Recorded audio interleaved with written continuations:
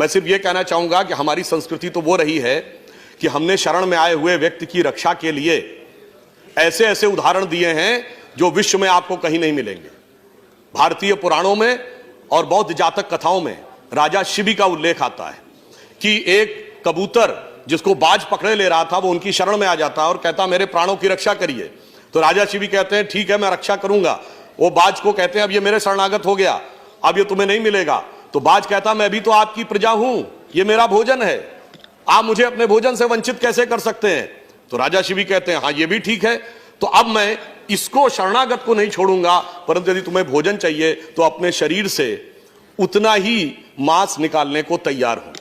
और चूंकि भगवान उनकी परीक्षा ले रहे थे, ऐसा मान्यता है पुराणों में और जातक कथाओं में कि वो बढ़ता चला गया उसका वेट, और आखिर में राजा शिबी पूरे पलड़े में बैठ गए। और तब भगवान ने प्रकट होकर कहा तुमने शरणागत की रक्षा का पूरा दायित्व निभाया, हम तुम्हारा सम्मान करते हैं।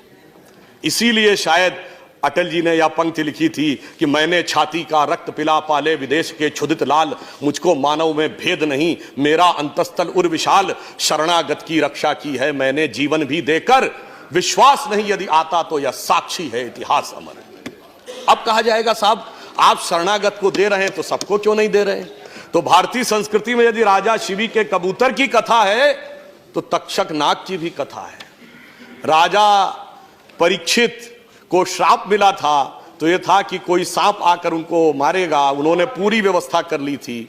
और उसके बाद वो फलों के बीच में घुसकर एक छोटा सा सर्प तक्षक अंदर पहुंचने में सफल हो गया और उसने राजा परीक्षित को डस लिया और उनकी मृत्यु हो गई।